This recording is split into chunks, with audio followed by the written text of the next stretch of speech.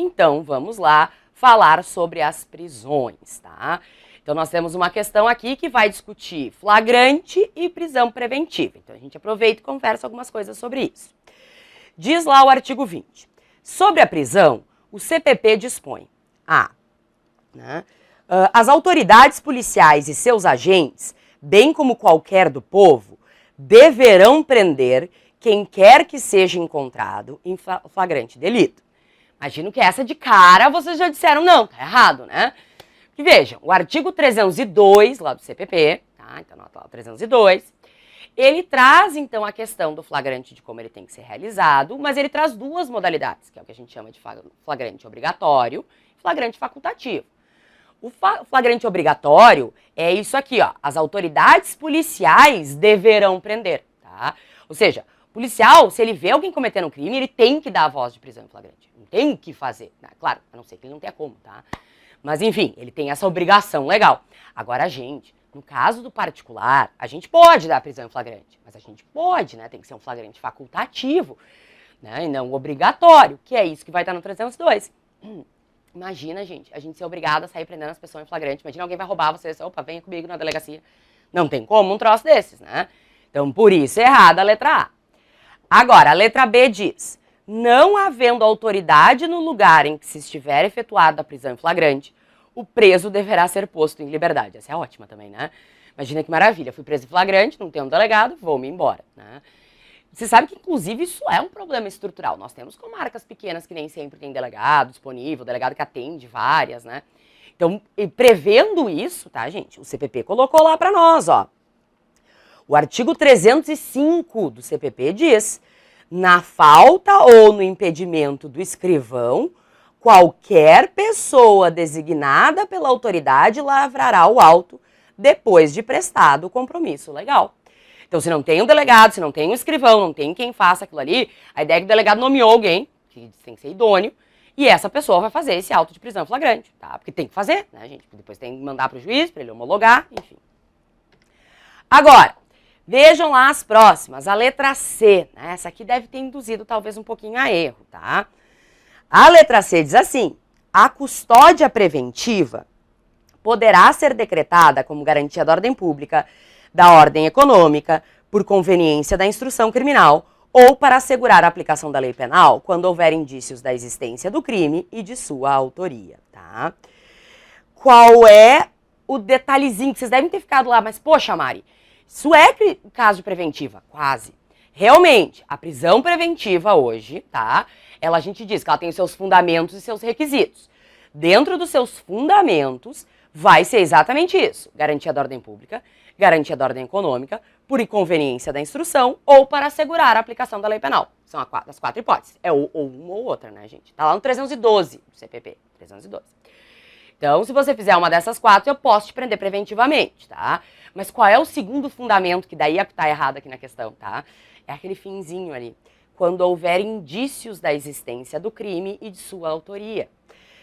O CPP, quando fala no segundo fundamento, isso se chama fumus comissi delicti, ele está querendo dizer quando houver provas da existência do crime e de sua autoria.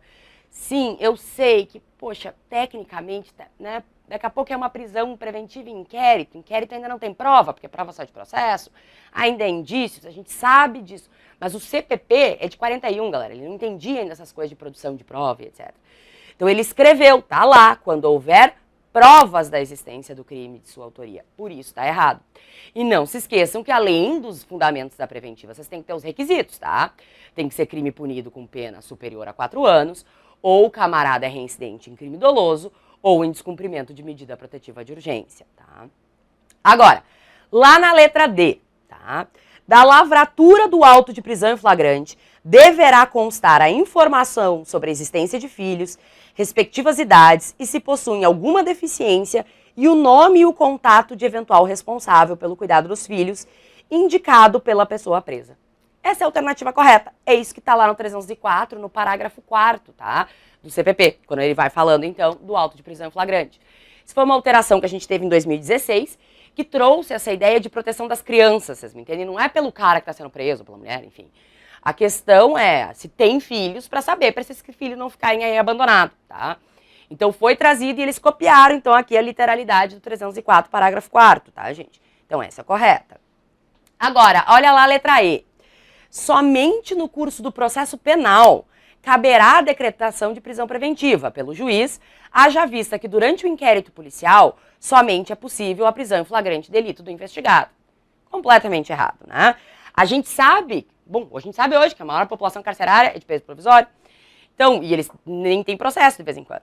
O artigo 311 lá do CPP, ele diz o seguinte, que a preventiva, ela pode ser, sim, decretada, tanto em fase de inquérito, quanto em fase de processo. Você vai poder decretar nos dois momentos. Mas o que muda aí é importante, tá? Se for em fase de inquérito, tá? Ou fase de investigação como um todo. Lembre-se que o MP também pode investigar, enfim. Se for em fase de investigação, tá, gente? Para decretar essa preventiva tem que ser o juiz. Sempre é a ordem judicial que tira a liberdade de vocês. Mas, tá? Cuidado, não pode o juiz de ofício em sede de inquérito. Se está em sede de investigação, pode todo mundo, pode ser o promotor, pode ser o delegado, pode ser o representante da vítima, né, o assistente da acusação. Pode a galera toda representar pelo pedido e aí o juiz decide, mas nunca, jamais de ofício. Gente, ele nem sabe que tem processo rolando, o processo não chegou nele, tá no inquérito, como é que ele vai sair decretando preventiva, tá? Agora aí sim, durante o processo, o 311 vai dizer, se tá rolando já o processo e o juiz acha, por exemplo, que a pessoa é risco de fuga, viu lá que a pessoa tem uma passagem comprada para um país que não tem tratado de extradição com o Brasil, o juiz, então, de ofício, ele pode decretar essa prisão preventiva. Então, portanto, a nossa resposta certa é a letra D. Agora, seguindo sobre nulidades, né? Vamos lá.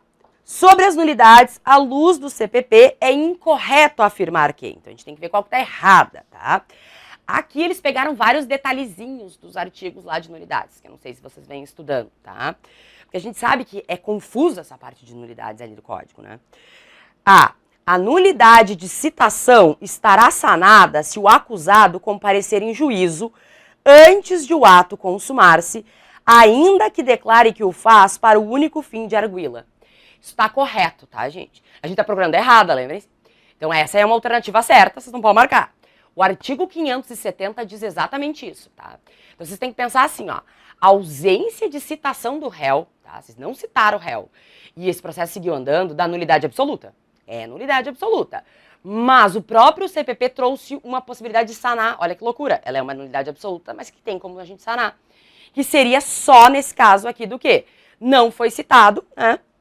Então, ele não foi citado e aí ele comparece em juízo, espontaneamente.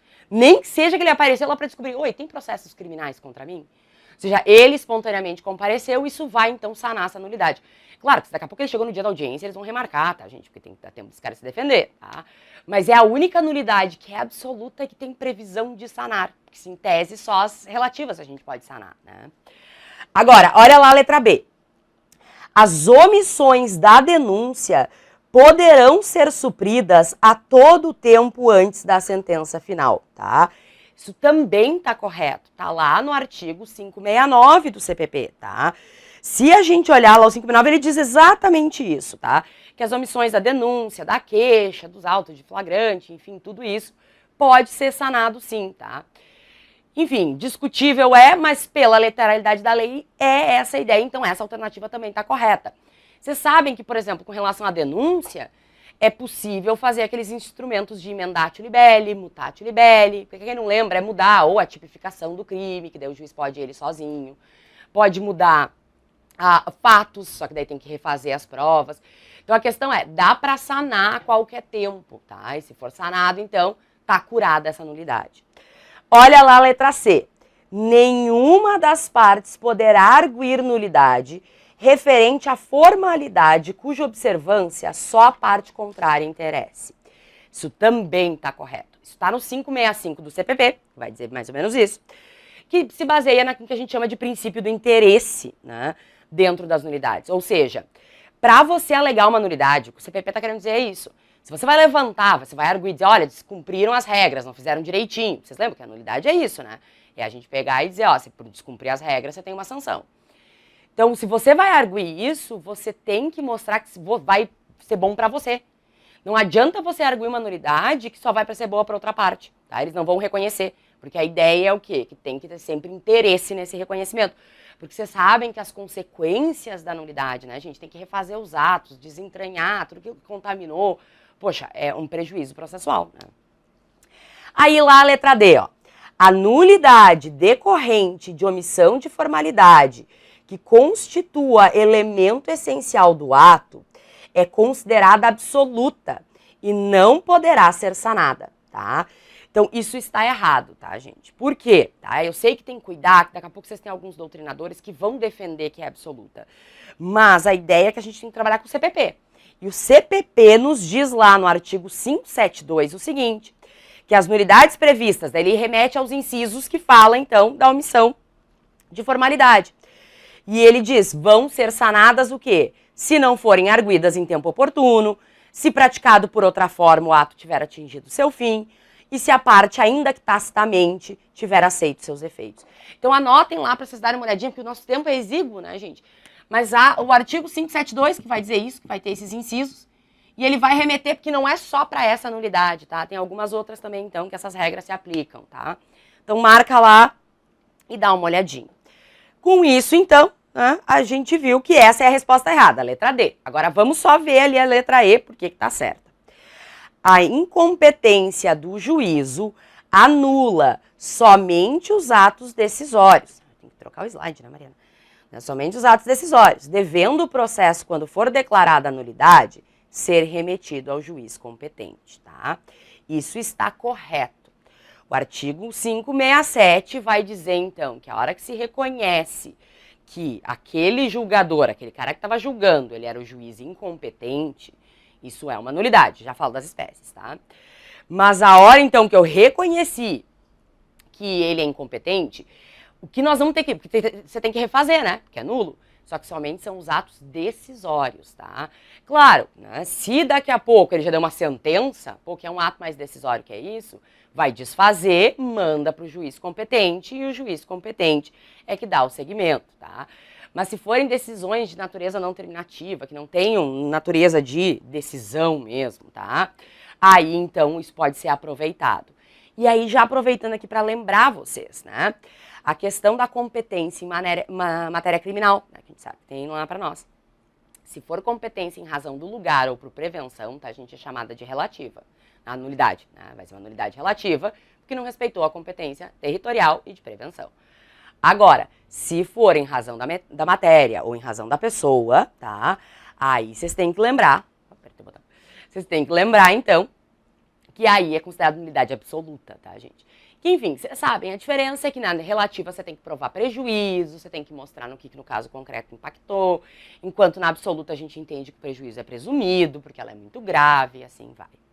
Certo? Portanto, a resposta certa, a letra D, é a área que estava errada para nós. Agora, para nós fecharmos, então, a nossa correção de hoje. De acordo com o entendimento dos tribunais superiores. Bom, vocês leram o enunciado desses? Não sei as outras áreas, tá? Mas leu isso em penal e processo é súmula, tá? É praticamente provável que são as súmulas. Então, por isso que eu insisto tanto lá nas aulas que a gente vê as súmulas, porque sim, elas são cobradas além da lei, tá? Então, diz lá a letra A. É cabível habeas corpus originário para o tribunal pleno da decisão de turma ou do plenário do Supremo Tribunal Federal, proferida em habeas corpus ou no respectivo recurso. Veja, isso aqui tá errado, tá? E o que vocês teriam que lembrar, tá, gente? Que, na verdade, tá, tinha uma súmula que dizia isso. Era a súmula 606 do STF. Só que ela tá superada por um novo entendimento do próprio STF.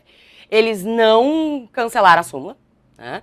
Mas ela tá superada. Eles mesmos vão dizer, nos casos paradigmas, quando eles discutem isso, dada a superação da súmula 606 do STF. Para quem não entendeu essa alternativa, seria assim, ó. Suponha que você entrou com um habeas, tá, originário no STF, tá? Quando você entraria nisso? Pensa alguém que tem a competência em razão do foro, prerrogativa de função, né? Imagina lá um deputado federal que cometeu um crime no exercício das funções e na diplomação. Esqueci o novo posicionamento do STF.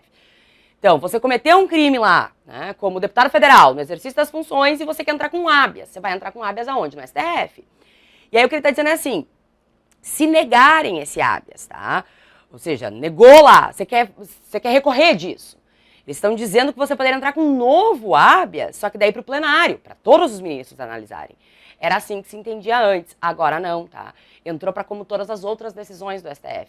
Então, se você entrou com um habeas originário no STF, né? Então, e aí você foi negado esse teu habeas, você vai ter que, ou, enfim, a acusação também quer recorrer, né? Mas, enfim, negar o teu habeas, o que você vai ter que fazer? Você vai ter que entrar com agravo regimental.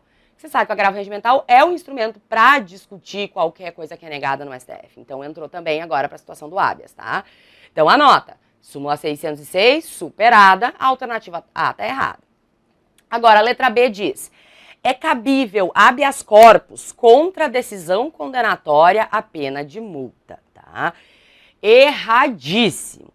Veja, nem precisaria ter súmula disso, mas nós temos lá a súmula 693 do STF, e ela vai dizer na 693, então, que não cabe habeas quando a decisão condenatória é só a pena de multa. Por óbvio, o habeas, gente, já que ele não tem formalidade, já que ele não tem nada, é para ser o mais fácil possível. Por quê? Porque é para proteger o nosso direito de ir e vir. Então, se eu estou protegendo o meu direito de ir e vir, não dá... O que a multa tem a ver com isso, vocês me entendem? Eu conto pro pessoal que eu adorei semana passada, não, né? Semestre passado, é que eu li um comentário aqui. Semestre passado, que um cara entrou com um habeas porque tinham apreendido o carro dele. Ele tentou alegar que ele não tinha como direito de ir e vir. Dá vontade de dizer assim, mas você pode ir a pé. Se você pode ir a pé, você não tá com seu direito de ir e vir lesado, vocês me entendem? Então a ideia do habeas é só quando você está na coação, não precisa ser uma coação pública, pode ser até uma coação dos particulares, né? Alguém impedir vocês do direito de ir e vir. Mas é sempre que é para o nosso bem jurídico mais importante, liberdade, tá? Aí a letra C diz, são incabíveis habeas corpus e revisão criminal quando já extinta a pena privativa de liberdade. Vejam, realmente, com base na súmula 695, tá, do STF, ela vai dizer que não cabe habeas se a pena já está extinta. Se já está extinta, não vai tirar teu direito de ir e vir, correto? Então não tem porquê você entrar com habeas corpus, né? Agora, dá para entrar com revisão criminal quando está extinta a pena privativa de liberdade? Claro, né? Porque a ideia da revisão criminal, tá, gente? Para quem não conhece, tá lá no 621 do CPP.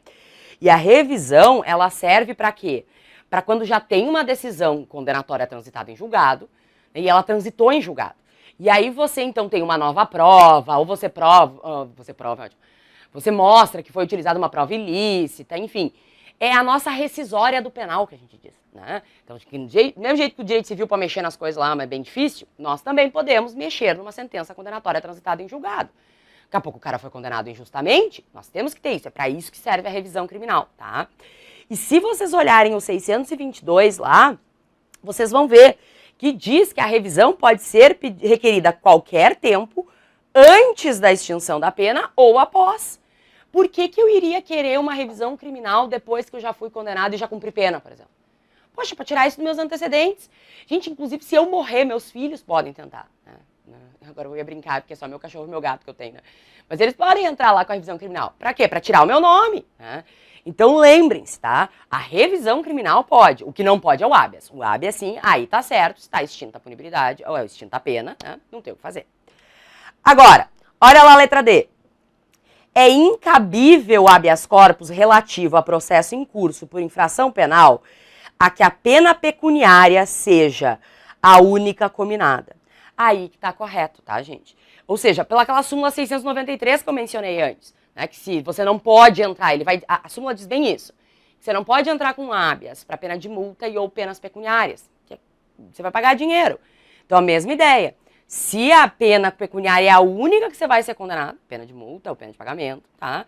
Não tem como entrar com habeas, por isso é a alternativa correta, tá? E a última coisinha, tá, gente? Que vai dizer ali, ó, compete originariamente, tá? Ao STJ o julgamento de habeas corpus contra a decisão de turma recursal de juizados especiais criminais. Então, a súmula 690, que falava que era da competência do STF, tá? Então, era uma súmula que dizia, então, habeas contra decisão de turma recursal ia para o STJ, ela tá superada. Ou seja, a competência desse habeas hoje, tá, gente? Ele é do TJ, tá? Então, se uma turma recursal dessa, vai dar para o TJ, porque esse, então, enfim, é o posicionamento dos tribunais superiores. Portanto, então, a resposta certa é a letra D. Bom, com isso, tá, gente? Então, aqui, ó, o gabarito bonitinho.